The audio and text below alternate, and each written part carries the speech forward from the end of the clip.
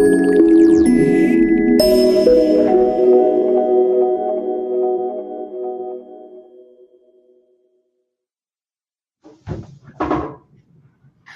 and welcome to our Conceived Baby discussion today.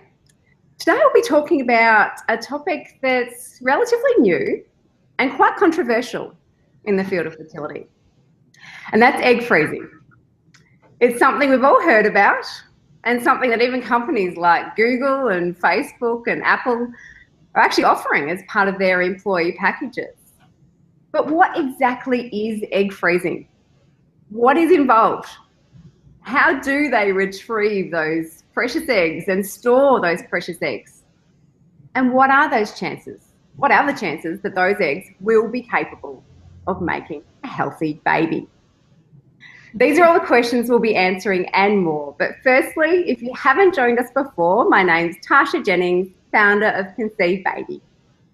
I'm a naturopath, nutritionist, natural fertility specialist, and author of the Vitamins Guide and the Fertility Diet, as well as an expert contributor to many major media publications. I'm also the director of Zycia. Now, Zycia means life and specialises in premium nutritional supplementation to promote and support life in its earliest stages. And if you're already part of the Conceived Baby community, you would know I'm passionate about helping women and couples fall pregnant and have happy, healthy babies. My aim for conceivedbaby.com.au is to bring together a team of specialists across all aspects of fertility and preconception health to help you achieve your baby dreams. And one of those fabulous experts I'm really excited to speak with today is Dr. Julie Lamb. Now, Julie Lamb is a board-certified reproductive endocrinologist and infertility specialist at Pacific NW Fertility in Seattle, and serves as clinical faculty at the University of Washington. Dr. Lamb graduated top of her class in biology and psychology from Seattle Pacific University and was awarded the Fulbright Scholarship to study international women's health in Zimbabwe. As clinical faculty of the University of Washington, she directs the REI training of obstetrics and gynecology resident physicians and is the director of the Center of Fertility Preservation at Pacific NW Fertility in Seattle. Dr. Lamb is committed to combining state-of-the-art technology and exceptional patient care to help her patients meet their family-building goals. She has presented and published over 50 peer-reviewed research projects and presented at national meetings, and is an active board member of both the American Society of Reproductive Medicine Patient Education Committee and the Embryo Transfer Committee and Pacific Coast Reproductive Society. She is also currently president-elect of the Seattle Gynecology Society. Dr. Lamb is dedicated to changing the conversation surrounding fertility and strives to empower women to learn about their fertility options, which is exactly what she'll be doing for us today. Welcome, Julie. Thank you for having me, Tasha. It's my pleasure to be here. Now, it's such an amazing resume that you have there. I mean, time spent in Zimbabwe, looking after women's health, and now you've obviously really become a passion for fertility and helping women have babies. Where did that stem from? That's a great question. It actually came from my mother, who is a nurse, an obstetrics and gynecology nurse, and she really taught me to be passionate about women's health care and promoting women's health across the world. Well, we're so pleased that you did go into this field, because you really have become an expert in egg freezing. So I guess we'll just start there. I guess break down some of the myths around egg freezing. It has almost become commonplace with some companies offering it to their employees, but what is involved in egg freezing? Yes, so I think it's certainly a hot topic. You're right, Tasha, and I think it's certainly something that everyone should get a chance to learn about, whether it's learning about their fertility and figuring out if egg freezing is right for them. It should, I'm certainly interested in removing the stigma from talking about the discussion or discussing fertility. Yeah, excellent. So, I mean, who was it meant for? For social egg freezing? Yeah. Yeah, that's a great question. So, we all are born with all of our eggs, and they decrease in quantity and quality as we age. So you can look young and feel young and not have the greatest fertility. So it's really meant for young women that are considering delaying their family or their childbearing years or building their family at a later date. So if you think about doing this in your 20s, it's very early to decide that, and you have a higher chance of not ever needing these eggs. And if you wait until your late 30s, it's not nearly as successful. So I think that it's one of the best options for those women in their early to mid 30s, or maybe even late 20s, to start the conversation. And just start learning about fertility and learning about where they are in that fertility window so they can decide if egg freezing is right for them. Yeah, exactly. So if, someone decides to go down the path of egg freezing, what are the first steps that they need to do? Obviously, see their fertility specialist, but what is involved? I mean, are there medications involved? Is it an IVF process on its own? What is involved for a woman who decides to go through it? Yes. So the first step is just an initial consultation where you learn about what's involved in the process and you learn about your own fertility. So I think that to me is the most important part. Learning about how the eggs are released, what your egg numbers are. We call it ovarian reserve. It's the fancy term for your egg numbers and quality and quantity. And it helps us get a little picture, a little window into where you are in your fertility journey, basically. So that's the first step, is just learning. And so usually those are blood tests. In the States, it's very common to do an ultrasound and look at the ovary and actually count the little follicles there. And that gives us a little window into what your egg supply might be. And is this done for women only with a certain egg supply, or is it, pretty much anyone can freeze their eggs, or it is, only selected people? Yes. And so in fact, even if your egg supply is low, it might be even more important for you to freeze your eggs. If you're farther along in that fertility window, it might not be as efficient for you of a process, but it might be even more important if your ovaries are aging a little faster than we anticipate they should for your age, essentially. So yes, it's an option for everyone, and it's really a personal decision. Everyone's different about what we counsel you about what your chances of conceiving with those eggs are. We talk about what your family building goals are, what your current age is, how long you're going to wait before you start trying to get pregnant, and all those things go into figuring out or helping the patient decide, or the woman decide, if it's right for her. Yeah. And if they decide to go ahead, I guess, is it an IVF process that they need to go through, or is it a simple operation? What are the steps involved for someone who would like to go through? Yes. So it's essentially the same process as in vitro fertilization, minus the fertilization part of it. So it's the growing and maturing the follicles, which is the way we visualize the eggs by ultrasound over a 2-week period. And we watch them grow with ultrasound, and once they're ready, we collect them through a tiny little needle like we use to draw blood, and it goes through the top of the vagina into the ovary. So in the States, women go to sleep for a few minutes. I'm not sure if it's the same in Australia. I assume that's probably some sort of anesthesia while the eggs are collected. And then instead of fertilizing those eggs are frozen through a process called vitrification. And this fast freezing process that has a fancy name is really what allows this process to be successful. It freezes the eggs very quickly so that they're safe, and they're frozen kind of at the age that you freeze them. So if you're not going to have a baby till you're 40, your chances are still that of when you were 33 or whatever age you were when you froze them. Yeah, I guess that's a great benefit to people, what they're looking for. Right. So I guess what people are going to probably ask is it a painful process? Are there medications involved? I know IVF has a lot of, side effects, like the emotional side effects of some of the medication. Right. Is the same involved in egg freezing? Right. So you're right. There's a lot of emotions part of it. I think everyone's a little bit different, and most patients say they were really concerned that it was going to physically affect them, and they were surprised by how little they felt.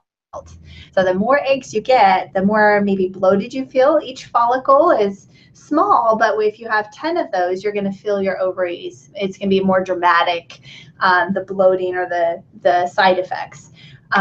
when you get fewer eggs, you have fewer side effects. So it's different for every patient. I think that's really important to understand. Even with the same number of eggs, different patients feel it differently. I think a lot of the emotions of IVF aren't there because you're not currently trying to have a baby. So when you read blogs about IVF and how emotional it is, it's because these women, we all desperately want it to work and to be successful, and the thought of it not being successful is very stressful. But when you're doing IVF for egg freezing, there's a little bit of joy in it. Like you're doing something proactive, you're doing something for yourself. It's kind of empowering. So some of that stress and emotion is off the table for some women. Everyone's different. But. Yeah, that does put you in a better frame of mind when you are doing something positive for you. Right, it feels good. Yeah. So no one looks forward to giving themselves injections and coming in for frequent. No one wants a vaginal ultrasound at 9 in the morning. But that's what's required to freeze your eggs. So it's certainly not an easy process. But from my perspective as a fertility provider, it's often well worth it. And often knowing up front does make it easy. As you said, you warn people all these things that can happen, and then they think, hey, it wasn't that bad. So I mean, you mentioned some of it there, bloating and things like that. Obviously, ultrasound is involved. There must be medications to increase the follicles. Obviously, generally you produce one, so you'd want to be producing more to collect. Right. Not every egg makes a baby. So we give you a hormone that your body naturally makes, but we just give it at a higher level. So that hormone, it's kind of like insulin. You can't swallow it. It has to be injected. So one of the things that women are most nervous about, but ends up not being a huge obstacle, is giving themselves those injections. Yeah. As you said, if it's a positive mindset and you're doing something positive for your fertility, those things can be easier to get through. Yeah, I think it really helps. Daily ultrasounds, is that right? Or is that just or is it daily? Right. There's probably about 4 or 5 over a week or over a 2-week time. So it starts out every kind of other day, and toward the end, it's a little bit more frequent. Everyone's eggs and follicles grow at different rates, so we just have to be ready for them. I think the lack of control, you were asking about some of the hardest pieces of all this, is probably we're used to all working harder and getting the results we want. And fertility and egg freezing isn't like that. We're all very competitive type A women, and we want lots of follicles and lots of eggs, and your body just kind of grows what's there. There's not a lot of control, and that's a challenge for women. Yes, because we are, looking at a biological process here. So it's something we have complete control over. So what the whole process, is it a month cycle, or does this actually take longer? I guess it depends on the woman's cycle, how long the cycle of egg freezing takes. Right, that's right. So usually it starts with your menstrual period. We often start with a short course of birth control pills, and that's not to keep you from getting pregnant. That's to control the ovary and to kind of synchronize the follicles so that we can get the follicles and the eggs to grow together and mature together. So during that piece of it, it's not very complicated. You just take a birth control pill, and then that helps us time also the start of the cycle. And it's really 2 weeks cycle where we're growing the eggs with the injections, and that's done after stopping the birth control pill. Yeah. And then obviously we don't want ovulation to happen. Then you obviously catch the eggs prior to ovulation. That's when they're withdrawn. Is that right? Right, that's right. And we actually give a medication to keep them from releasing, and then at the exact right time, we take them out down to the hour. So it's very calculated and very precise to get the best eggs at the right time. Wow. And that's when you obviously are sedated, so you don't go through the whole process, and then they retrieve the eggs that way. Right. All right. Excellent. So for women, is there an average? For the eggs you retrieve, what would you anticipate, and what would you, I guess, hope for an egg retrieval cycle? Yeah, so what's the average number? Is that what you're asking? Yeah, the average number, yeah. Yes. So it varies very widely by age. I think a lot of women think they can just work harder and get more, and it's something that's a biologic, genetically determined. It's not able to just increase medication and cause more to grow. So a very good number would be to save 10 from a single cycle, but if you only get 5, it doesn't mean you're any less fertile if you are trying on your own to get pregnant. It's just that the IVF process isn't as efficient for you. Yeah. So that standard deviation between what women achieve is very different. Because I guess, again, we're, it's a biological process. There's a lot Right. of genetics involved and things that are out of control. Everyone's metabolism is different. Everyone's genetics is different. So there are aspects that we're playing with, I guess. Right. I totally agree.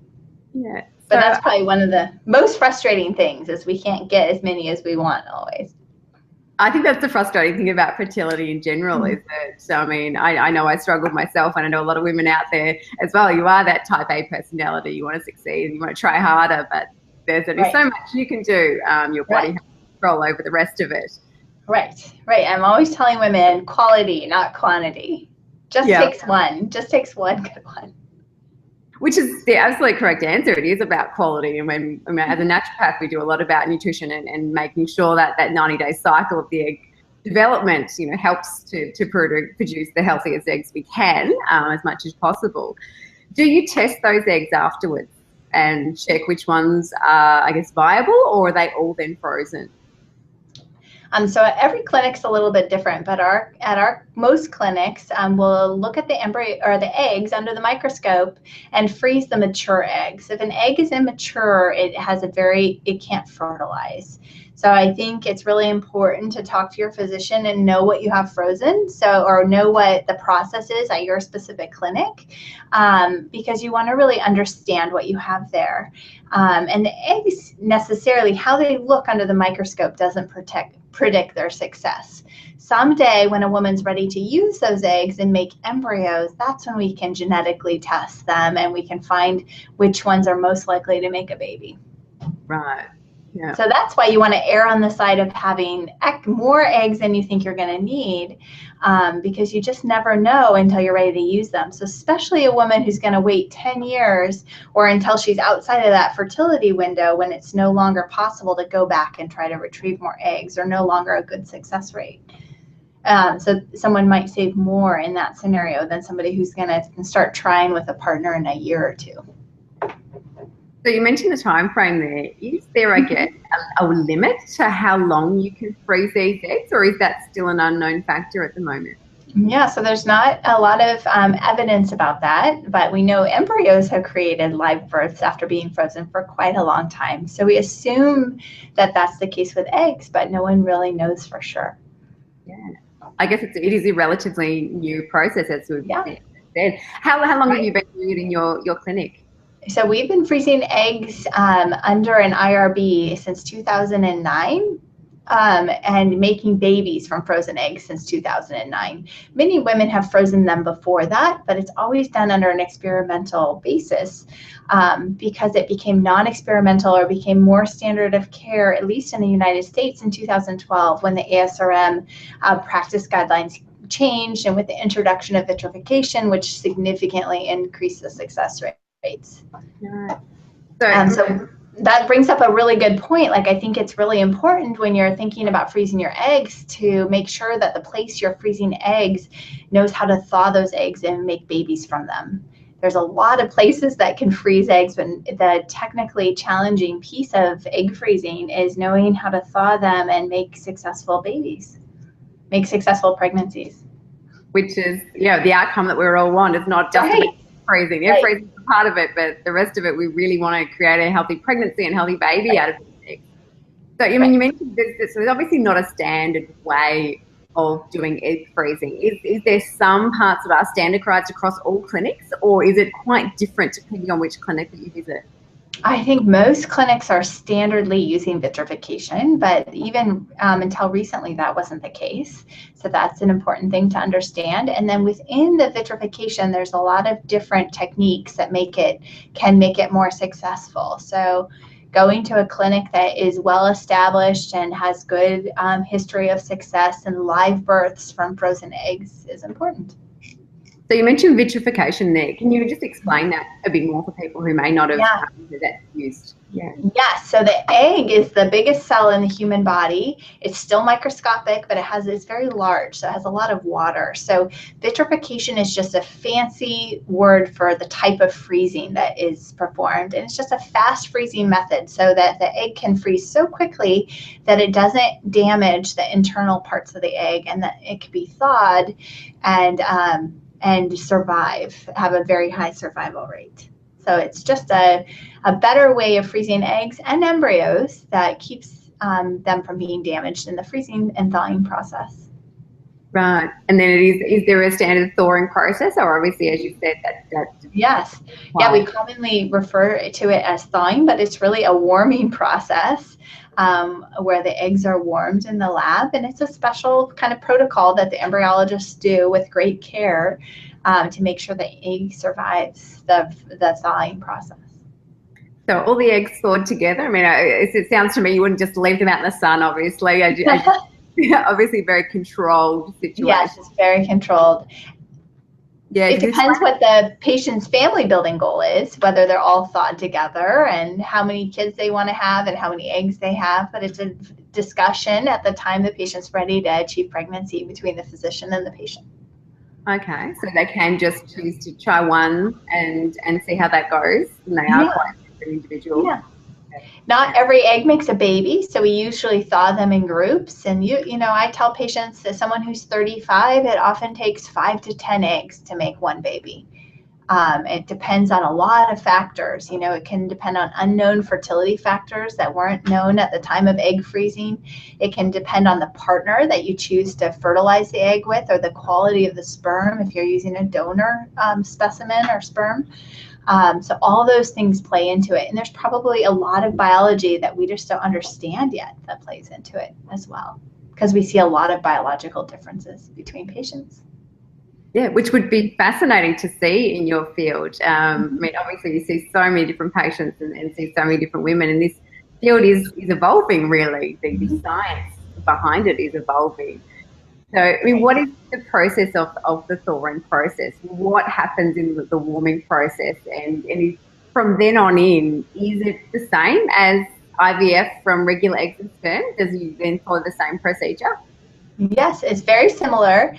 When the egg has been frozen, the shell around the egg, called the zona pellucida, is a little bit harder to permeate with sperm. And so the embryologist will actually inject a sperm into each egg to make it fertilize more successfully. So that's one of the main differences. Okay, so that doesn't happen in regular IVF, obviously.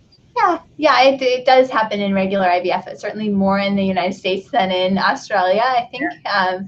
And the reasons it would happen in regular IVF is a low sperm count or an abnormal morphology. But it really needs to happen for every patient with a frozen egg to have the highest success rate. Okay. I mean, are there any things, I guess, that you would like to explain to women who are perhaps listening to this and in their early 20s? I know it is something that I would like to see, and hopefully discussions like this are creating more awareness around fertility, because I think it's something that we do take for granted in our early 20s, and we aren't advised of the, I guess, steep decline as we get older.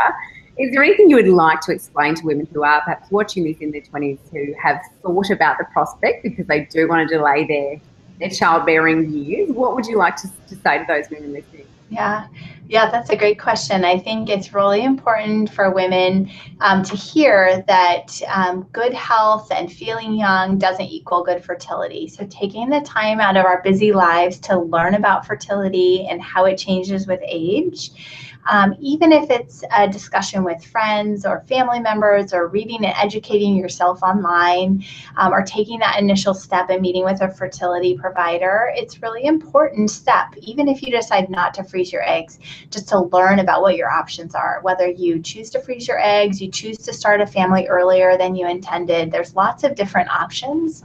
And being aware of those and being aware of your fertility window and how fertility changes with age is really an important part.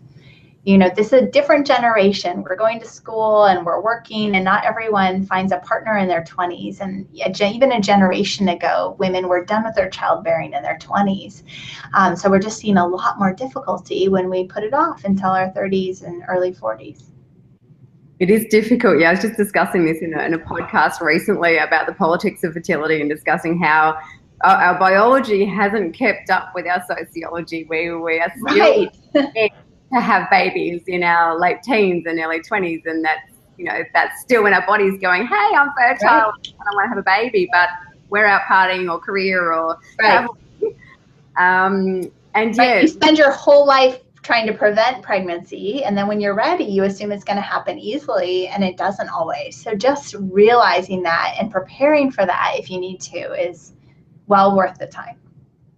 Is there an age that you would recommend that people come and see? I mean, even possibly the partner. I know a friend of mine, actually, before they got married, they both went to see a specialist and got all the tests done and made sure they were ready to have babies, which I didn't think of doing, but obviously some people are more prepared. Is there an age you would recommend? Okay, this is around about when you should start getting some tests done? Right, that's a good question. There's a lot of studies that have started to look at that. I think, like, if you're considering having a baby but you're not ready to conceive yet and you're 30, that's a good time to start thinking about it. There's certain conditions where you need to start thinking about it earlier. So if you have endometriosis, which often has painful periods, menstrual cycles, or if you have a genetic disease in your family, or if you have a history of ovarian cysts, or some kind of cancer that you need treatment for, there's a lot of indications that you need to start thinking about your fertility before 30. But if you're 30 and you're thinking about continuing to put it off, that's when these studies have started to show that it's cost effective to consider freezing your eggs. And I think certainly before then, if you have benefits, or you have time, or you want a big family, or you want to delay longer than your mid-30s, then those are all reasons to think about it and start the discussion earlier. It's never wrong to start the discussion and figure out what your options are. Yeah, as you said, it's just a discussion. I mean, even if you get the test done, because there are so many options available to you now, it's nice to know which avenues you want to take, and I guess make the most of your family building and get the path that you want. Yeah. Right. Certainly learn about everything is very empowering, and it helps you make decisions that are right for you. Well, hopefully we've been able to tick off a few questions for people today. I know on this quite complex topic, which probably 5 years from now we'll be discussing again, because the field is continuing to evolve. So I guess I wanted to thank you for taking your time out of your very busy schedule to speak with us today and help women take power and take control of their own fertility, and give them the options and explain a bit more about egg freezing. I know it's a term that we see thrown around in magazines and celebrities and these big companies, but to know exactly what's involved has been great. So thank you for taking your time. Oh, it's my pleasure. I appreciate you getting the word out and teaching women about this option. Great. Well, it's very exciting. If you do from across the world. Exactly, from across the world, which is fabulous too. I'm loving this side of the technology too. For those of you who don't know, I'm sitting here in Melbourne, and Julie is in Seattle. So it's lunchtime here, and it's 5 p.m. I believe. Yes, it's dinner time here. So it's great that we're able to do that, and I'm really excited to bring together some of these specialists who may not be speaking with Australians on a regular basis, but now you've just spoken to quite a few just now. So if you do want to know more about egg freezing, fertility, social reasons, or just generally know more about your fertility and empower yourself to achieve better results and take fertility into your own hands, be sure to sign up to the newsletter and our regular webinars at conceivebaby.com.au. We'll have more coming up very soon, and I look forward to seeing you then.